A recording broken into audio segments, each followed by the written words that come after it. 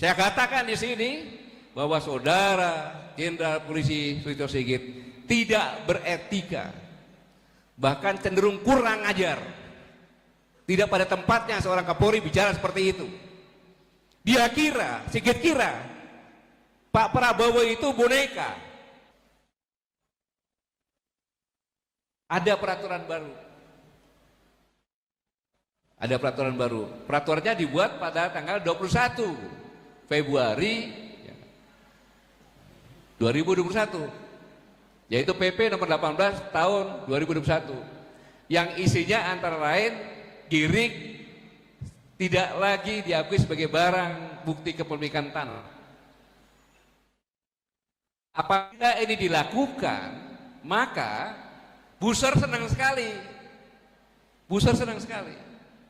Akhirnya opini terbentuk bahwa Jokowi adalah pahlawan bagi rakyat yang menggratiskan pembuatan sertifikat. Tetap Prabowo maling tanah karena Giring diambil dimasukkan bank tanah. Ini. Dan seharusnya Menteri BPN, ya, itu juga rezim Jokowi sih ya, tapi ya seharusnya dia diangkatkan zamannya Pak Prabowo dong. Harusnya diangkat Pak Prabowo. Ini berbahaya. PP ini ditunda dulu atau dibatalkan karena kan Bapak jelek. Tapi kan tidak, dia kan punya ambisi. Kalau Giring-giring itu tidak diwakili, maka ditaruh dalam bank tanah. Nah, bank tanah mulai sekarang didaftarkan sebagai proyek strategi nasional. Tujuannya apa? Begitu dapat situ nggak bisa diapa-apain lagi, punya kekuatan kan? Dan itulah dia bisa akan menjadi kaya. Menurut pemikiran saya dia bisa jadi kaya. Dan menurut pemikiran saya yang tadinya kepengen jadi ketua NU, mungkin dia akan merebut dari Bahlil karena punya uang untuk jadi ketua Golkar. Inilah yang bahayanya.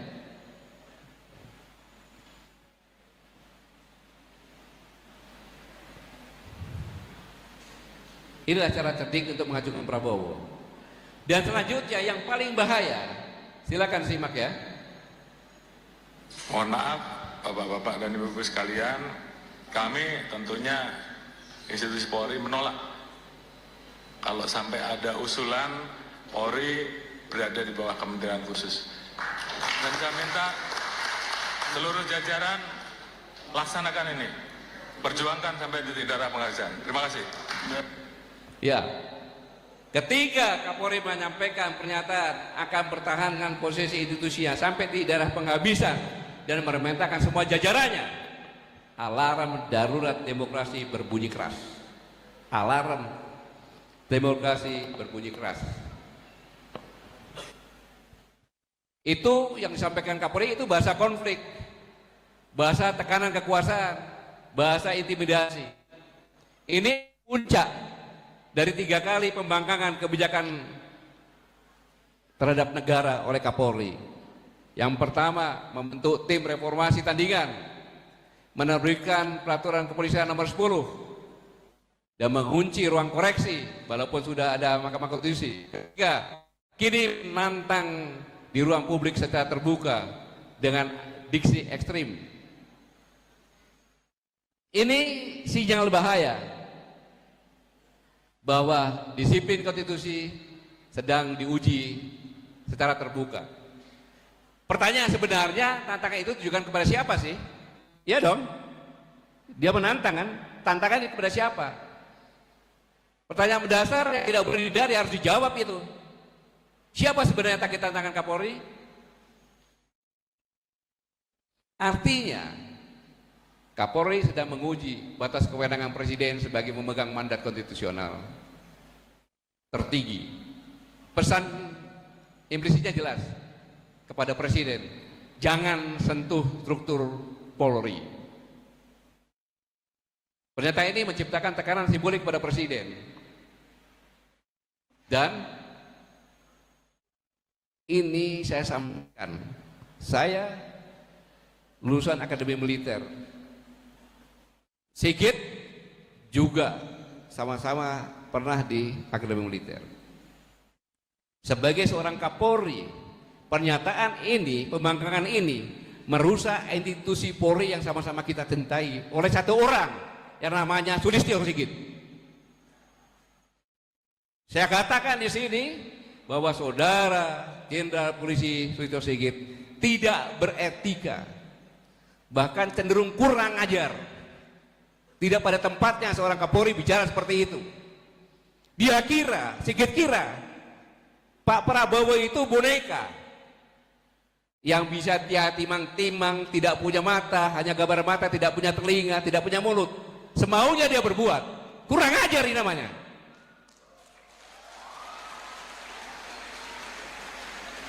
Dan Jenderal Polisi Sulistyo Sigit sudah melakukan pengkhianatan bersama-sama dukungan anggota DPR terhadap presiden dan terhadap negara.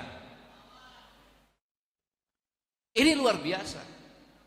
Tapi saya perlu ingatkan Jenderal Polisi Sulistyo Sigit, Kapolri, kasihanilah polisi-polisi seniormu yang sudah mengukir baik mulai dari Pak Hugeng dengan sebelum Pak Sigit. Ini pun Menteri Dalam Negeri pun mengatakan saya tidak mau polisi di bawah kementerian. Siapa dia? Cuma Menteri Dalam Negeri, ngapain bicara seperti itu? Siapa pimpinan dia? Harusnya sadar dong. Apakah kelakuannya seperti itu? Itu pun pernyataan itu sebelahnya ada Kabin.